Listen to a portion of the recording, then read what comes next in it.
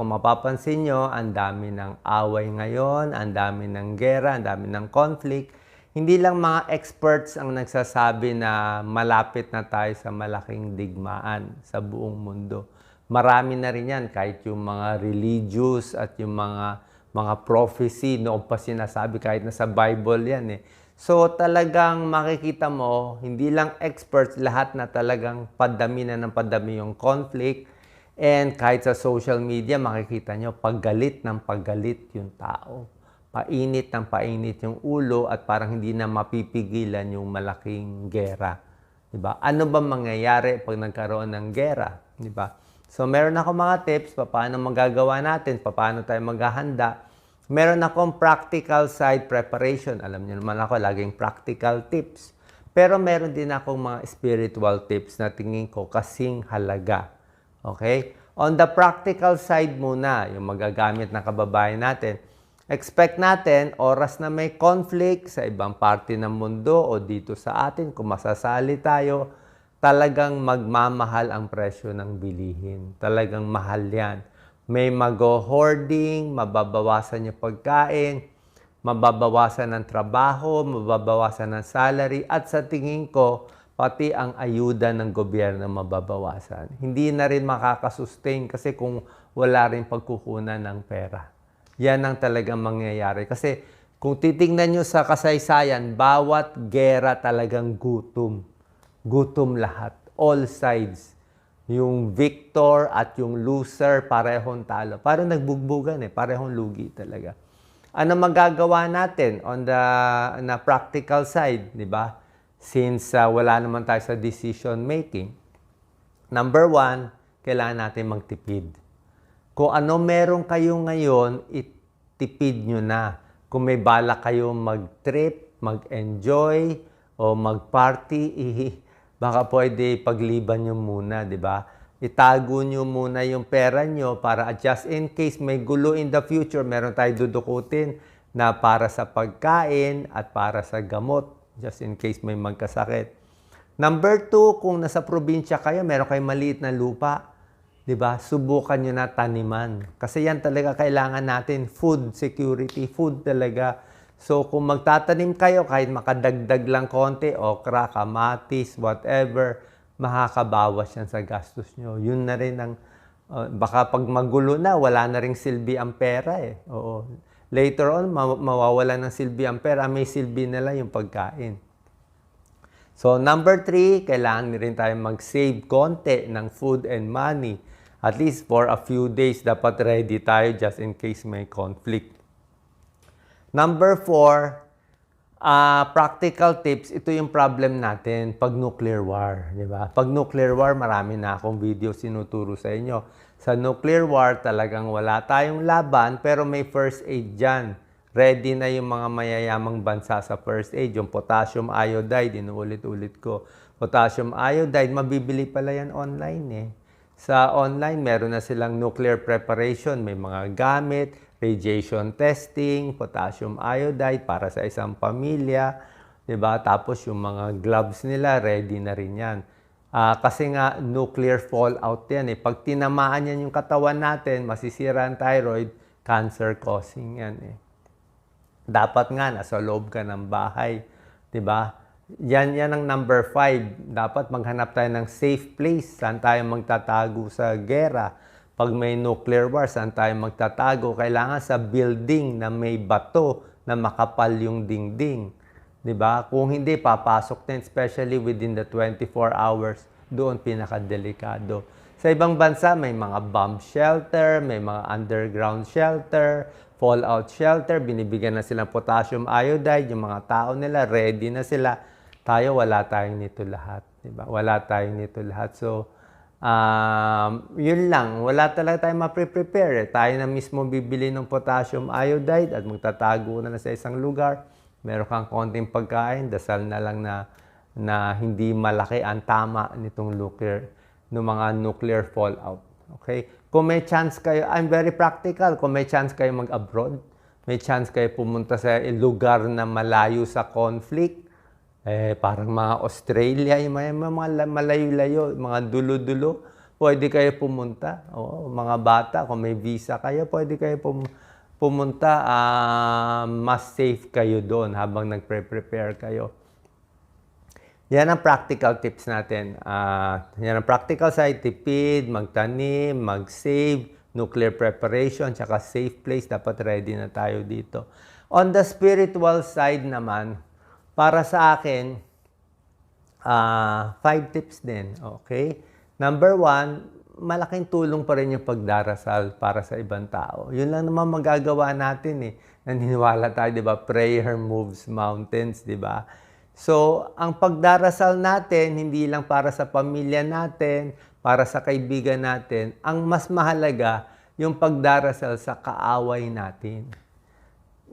Yun ang pinakamahirap sa lahat. Kaaway ko, inaaway ako, sinasaktan ako, bahala siya. Pero, yun lang ang makakabago eh. Kung meron ka lang isang kaaway na medyo na-tolerate mo, hindi lang kayo nag-conflict, nag-away, doon lang mariresolve eh. Oras na nagpatayan kasi, napatay ng ilan yung kamag-anak niya, napatay yung ilang kamag-anak mo, wala nang katapusan yan. Yan ang turo ni Mahatma Gandhi, di ba, na an eye for an eye only makes men blind. Pag inumpisahan mo yung bato, wala nang katapusan yun, ubusan ng lahi yun. So, prayer na lang, di ba? Prayer na lang sa pamilya, kaibigan, and slowly do sa kaaway. Number 2, kailangan tutulong pa rin tayo sa maliit na bagay. Hindi excuse, mahirap ako, wala akong pera, hindi ako makakatulong. Hindi po. Depende sa dami ng kakayanan mo, depende sa laki ng tulong. Diba? Kung marami siyang pera, mas marami dapat tutulong niya. Kung maliit ang pera niya o wala siyang pera, pwede naman maghatid ng may edad, magdala ng grocery bag niya, diba? Alalay lang o magsabi lang ng maganda, diba?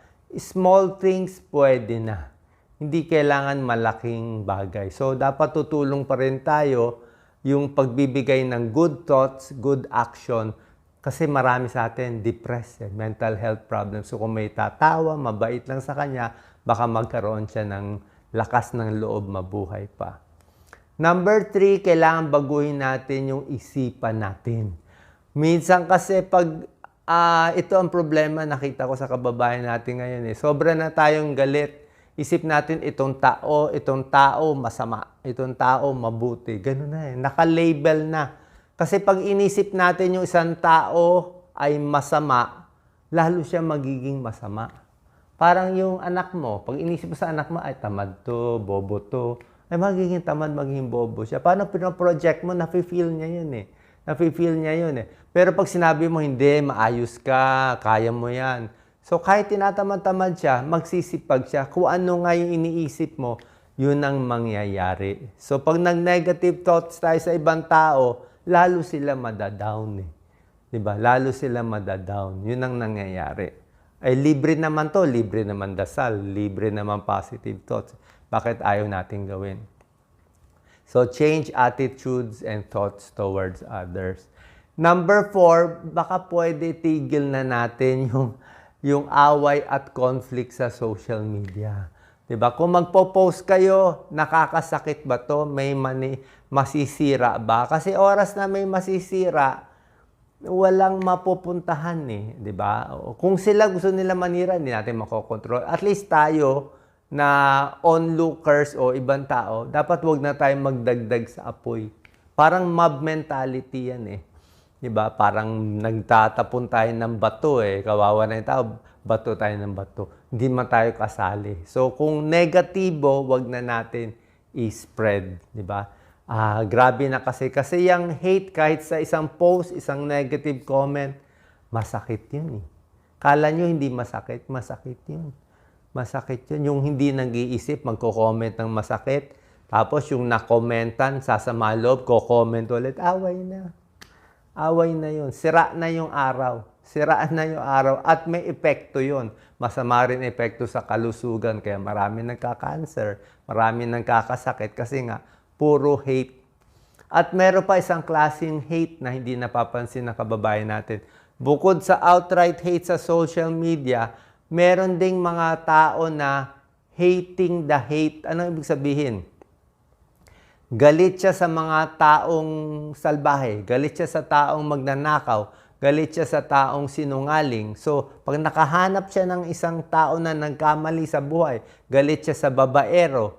So, pag nakahanap siya sa taong nagkamali, gagawin niya, i-hate niya, sisiraan niya, mumurahin niya, ipapahiya niya. Pareho din yun. 'Di ba? Naghanap ka lang ng isang salbahe at binanatan mo yung salbahe at yung kriminal. Pareho din yun. Spreading the hate eh.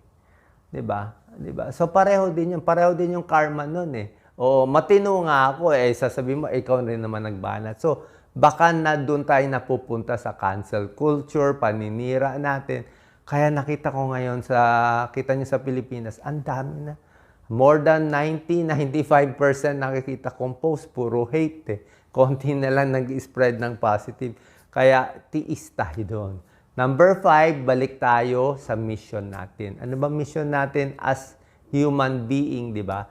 Pag nakawawa yung iba, tayo rin makakawawa niyan. Pareho yan. Pag nagutom yung kapitbahay mo, hihingi din mo sa'yo. Lahat namang gutom eh. Pwede naman magbati, pwede naman mag-share, wala namang kaso. 'Di ba? So kung mas mabait lang tayo konti, tumulong tayo konti. Tsaka yung pagtulong sa iba, ito yung mahalaga. Isip ng iba, pag tumulong ako sa iba, binigyan ko rin na 50 pesos na pagkain, tinulungan ko siya. Hindi po. Pag tumulong tayo sa iba, siya matutulungan, pero actually tayo yung nagbabago din. Makikita mo, uy, masarap pala tumulong ah. Uy, pwede pala to dumami, pwede palang mag-viral yung feeling ko na parang, maumpisahan ko ulit tumulong, mas tutulong na ako, mas gaganahan na tayo ulit. Okay? So, yun lang po.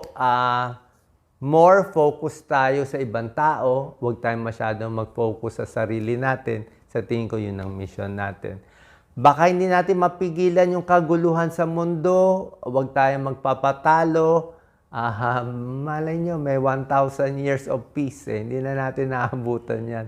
Pero at least, diba, mababawasan. I think kaya natin mabawasan yung mga mamamatay, masasaktan, mahihirapan, kasi yan talaga tingin ko ang mission natin dito sa mundo, lalo na sa Pilipinas. Diba? Sa Pilipinas, marami naghihirap, maraming kaguluhan. So, yun lang po. Stop. Kung meron negatibo, wag nyo na isulat. Hanap na lang ng paraan paano magdami ng tulong para sa ating kababayan. Salamat po. God bless po.